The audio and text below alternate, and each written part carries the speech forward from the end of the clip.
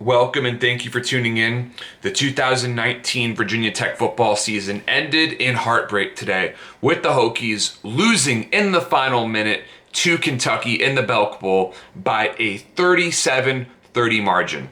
And this loss felt almost identical to the Notre Dame loss. Of course, the referees made horrendous decisions. The pass interference call was atrocious. The refusal to review Kentucky's fumble that Virginia Tech recovered was also an awful decision by the Zebra Stripes. So, look, the officiating hurt, but ultimately, this loss is Brad Coward Cornelsen's fault.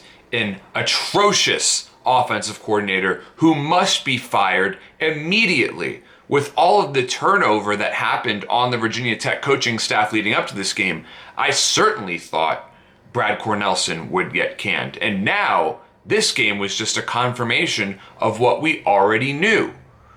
Brad Cornelsen has to go. How many times do I have to say, when you play not to lose, you lose? He did that time and time again with his awful play calling on 2 second and 10s inside the red zone, running the ball, and just leaving the Hokies backed up in a terrible situation, having to settle for field goals when Virginia Tech should absolutely be scoring touchdowns.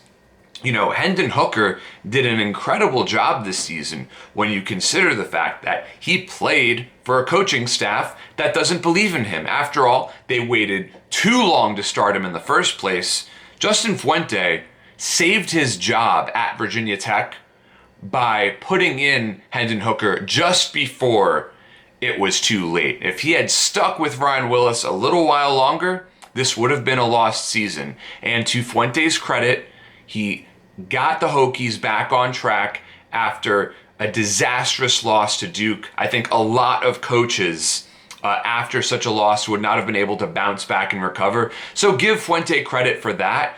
But at the same time, he was really outcoached today by Mark Stoops. And Mark Stoops, of course, is a really good football coach. But man, Fuente cannot stick around in Blacksburg if he keeps losing games like this. You know, he has a capable quarterback with Hooker. If he is the quarterback whisperer, he will help Hooker improve. You know, he needs to learn how to air out the ball, not throw bullets all the time. I mean, Hendon Hooker went 12 of 22 today. Not the best completion percentage, just over 100 yards passing with 2 touchdowns. Damon Hazelton had a spectacular touchdown grab, but also 2 terrible drops. Look, if he wants to go to the NFL, he probably won't get drafted. It would be a Gerard Evans type of mistake for him to go pro. So Hazelton has no business declaring for the NFL draft in what was probably Deshaun McClease's final game for Virginia Tech. He was the player of the game for the Hokies. Over 120 yards rushing on just 11 or 12 carries, 11 carries, and that great 43-yard touchdown run. McClease will never go down as the most talented running back to ever play for Virginia Tech, but he certainly gave it his all. A lot of rumors that he will enter the transfer portal once again, but I wish McClease all the best for all of his meaningful contributions to the Virginia Tech football program.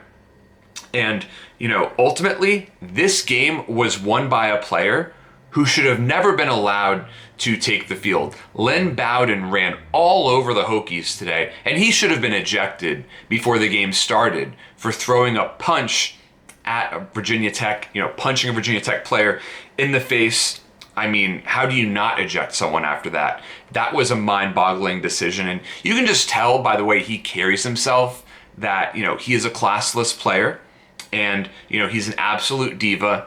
He has plenty of ego, but I don't think he has the talent to back up his ego. So I'm not banking on Lynn Bowden being a success in the NFL. And of course, he won't make it as a quarterback. He only completed 6 passes today. He can't throw the ball, but he can sure run it. I'll give him credit where credit's due there. But the Hokies enter next season with the opportunity to bring back 21 out of 22 starters. Now, that's probably not going to happen. Attrition always seems inevitable in the Justin Fuente era, especially. But at the end of the day, this is a really sad way for the legendary Bud Foster to end an incredible coaching career. I really feel for Bud and will forever be grateful for everything he did for Virginia Tech football. And Brad Cornelsen absolutely must be fired for Virginia Tech football to take the next step forward next season. Thank you so much for tuning in, and please subscribe to my channel.